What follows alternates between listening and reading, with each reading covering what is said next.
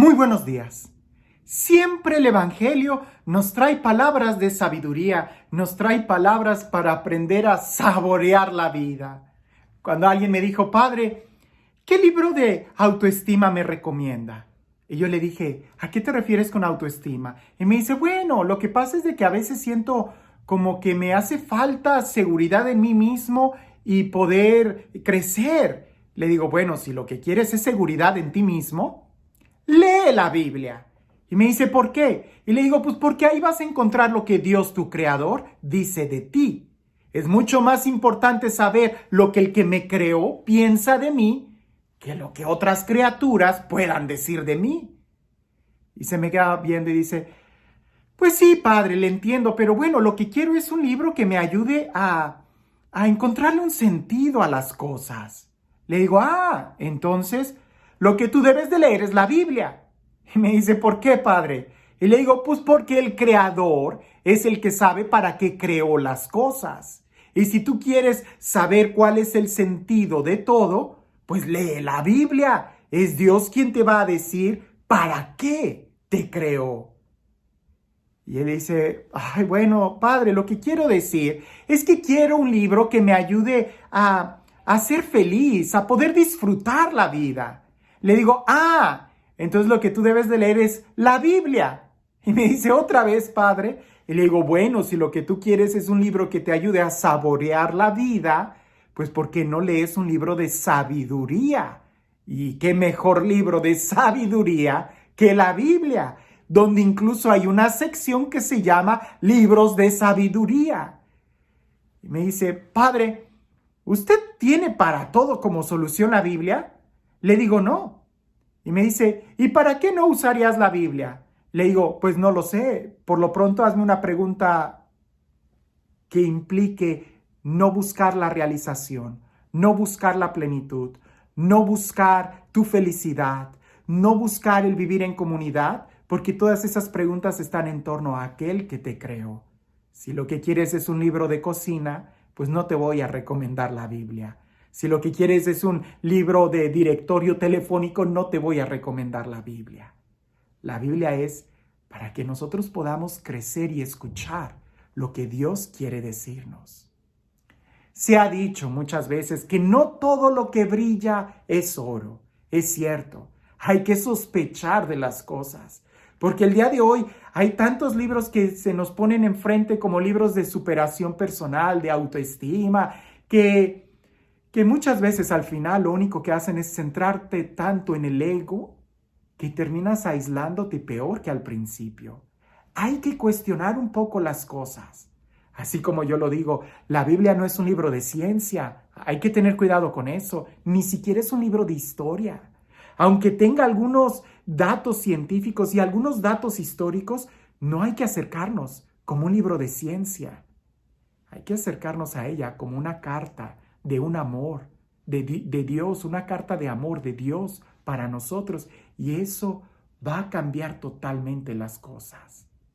Hay cosas que sí hay que cuestionar y hay otras cosas que solamente se reciben. Leamos el Evangelio el día de hoy. Salió de allí y se dirigió a su patria, seguido por sus discípulos. Cuando llegó el sábado, se puso a enseñar en la sinagoga. La multitud, al oírle, quedaba maravillada y se preguntaba, ¿de dónde le viene esto? ¿Quién le ha dotado de esta sabiduría y esos milagros hechos por sus manos? ¿No es este el carpintero, el hijo de María y hermano de Santiago, José, Judas y Simón? ¿Y no están sus hermanas aquí entre nosotros? Y se escandalizaban a causa de él. Jesús les dijo, un profeta solo carece de prestigio en su patria, entre sus parientes y en su casa. Y no pudo hacer allí ningún milagro, a excepción de la curación de unos pocos enfermos a quienes sanó imponiéndoles las manos. Jesús se quedó asombrado de su falta de fe. A veces nosotros queremos encontrar las soluciones en otras cosas, allá afuera, y nos resistimos a creer que verdaderamente Dios es el que sana, el que nos libera, el que da sentido a nuestra vida. Mientras sigamos aferrados a querer pretender que somos muy inteligentes, vamos a quedar como ese pueblo, que en un principio se maravilló de Jesús, se maravilló de su sabiduría, se maravilló de sus milagros, pero siguió haciéndose preguntas, preguntas que eran ociosas, preguntas que eran necias. Si estás viendo que Jesús es el que te sana, el que hace milagros, el que tiene palabras de vida eterna, ¿qué te importa lo demás?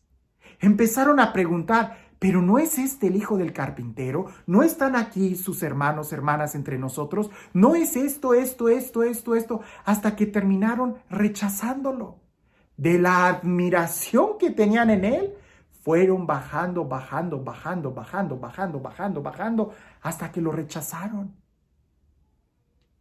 Hay cosas que no debemos de preguntar ni estar indagando. Por ejemplo, la obediencia. Yo recuerdo tanto una clase del seminario que nos hablaban sobre la obediencia y hubo grandes debates. Wow, es uno de los temas que ya casi no se dan. El respeto a la autoridad. No se habla. Incluso lo digo con mucha tristeza, pero parece que adentro, incluso de nuestra propia fe católica, se está manejando algo así como: soy yo bueno si señalo y critico a un sacerdote. Si corrijo públicamente a un sacerdote, eso me hace ser mejor que él. No se trata de eso. No se trata de quién es mejor. Se trata de ir juntos a la casa del Padre. No se trata de quién está arriba o abajo de otro. Ya no se habla de la obediencia. Y la obediencia sigue siendo una virtud. Sigue siendo algo necesario. Y no es solamente de niños que tengan que ser obedientes a sus papás, sino que en la fe, mientras más creces, más obediente tendríamos que ser. ¿Te imaginas a los discípulos que estuvieran cuestionándole a Jesús todo? ¿Te imaginas cuando Jesús en la última cena los manda para que vayan y desamarren un burro? Vayan a casa de fulano y díganle que ahí voy a preparar la cena y tráiganme un burro que nadie ha montado. ¿Y quién es el burro? Ustedes vayan, cuando lleguen a ese lugar lo van a encontrar. No, Señor, pero ¿y qué pasa si el dueño se enoja? ¿Y qué pasa si esto? Mejor danos esto. ¿O quieres que lo rentemos? ¿O mejor te traemos un caballo? Es más fácil. Jesús solamente daba indicaciones. Al muerto le dijo: sal de la tumba. Al paralítico le decía: levántate. Al de la mano tullida, extiéndela. Pero si nos encontramos con muchas preguntas, aquel ciego, donde Jesús escupe en la tierra, hace barro con su saliva y se lo unta en los ojos, ¿te imaginas? No, Señor, ¿qué vas a hacer? Esto no me gusta. O sea, no me puedes sanar así como los otros, nada más así con una palabra. ¿Para qué me vas a echar lodo con tu saliva en mis ojos? La gente, cuando pregunta mucho, habría que ver cuál es la intención de la pregunta. ¿Qué es lo que verdaderamente te mueve a preguntar? ¿El querer conocer más profundamente o el querer desacreditar a quien está enfrente? Pareciese que Jesús había ocasiones en donde mostraba, ¿verdad?, el peso de su autoridad, haciendo cosas que no se entendían. Pero era ahí precisamente donde está la más alta formación. No cuestionamos los libros de allá afuera. No cuestionamos cuando entramos a una librería y vemos autores que no cuestionamos. Pero cuando se trata de la fe, cuando se trata de la Sagrada Escritura, ahí nos sobran preguntas.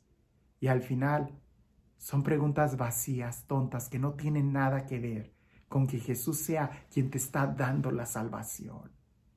Cuando Jesús hizo una vez un milagro a un ciego de nacimiento, las preguntas eran: ¿pero por qué te sanó? ¿Quién te sanó? ¿Quién era aquel? Y le preguntaban hasta los papás del ciego, y los papás le dicen: pues ya está grande mi hijo, vayan y pregúntenle a él.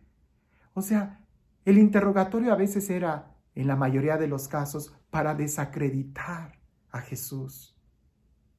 El día de hoy tendríamos que analizar nuestro corazón y ver si lo que queremos es profundizar nuestra fe, o más bien desacreditar a quien está enfrente. Si lo que queremos en realidad es unir y crecer como hermanos, o más bien tumbar a quien está allá para mostrar que yo soy el mejor. A veces hasta solamente son restos de ignorancia. Cuando se hacen acciones proféticas, precisamente tienden a sacudir nuestras conciencias. Y gracias a Dios todavía tenemos gente santa, el Papa Francisco, que a veces hace acciones proféticas, gestos de besar el pie a aquellos que jamás nos imaginaríamos. Gestos de, por ejemplo, regalar unas reliquias a la Iglesia Ortodoxa, que jamás lo hubiéramos visto. Un Papa que nos ha mostrado el rostro del amor, que ha puesto énfasis en el amor. Pero en una cultura donde estamos tan inyectados de un ego, a veces es difícil. Veamos el Evangelio y preguntémonos a nosotros mismos, porque somos nosotros quienes nos debemos de dar nuestras respuestas y no de estar yendo allá afuera. Si Jesús te ofrece vida, no le preguntes tanto, acéptala, que ahí es donde implica la fe y la obediencia. Una fe donde tú tienes que entender todo. Sí, la fe se razona, pero recuerda que sacramento significa misterio, significa que hay algo que todavía no logramos entender. Hay dogmas, hay cosas que no logramos entender. Y es solamente una experiencia.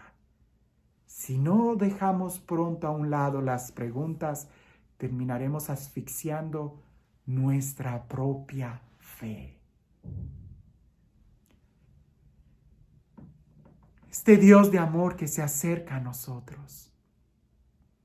Este Dios que cree en nosotros. Por eso aún nos da el tiempo de acercarnos a Él, donde Él es el que se acerca a nosotros, donde nos sigue amando, donde sigue esperando en cada uno de nosotros.